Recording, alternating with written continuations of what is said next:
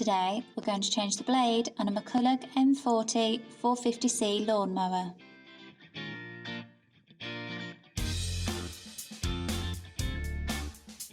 Firstly, tilt the lawnmower carefully so you can see the blade underneath. Then, using a 17mm socket spanner, loosen the screw and spring washer so you can access and remove the blade.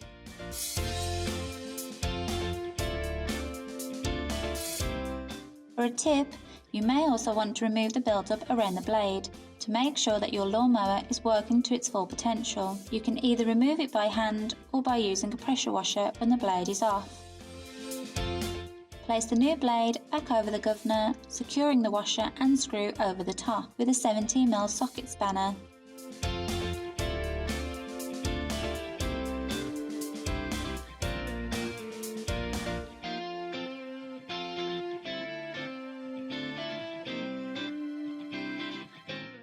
That's how you change the blade on a McCulloch M40-450C lawnmower. All the parts and tools needed for this task are listed in the description below.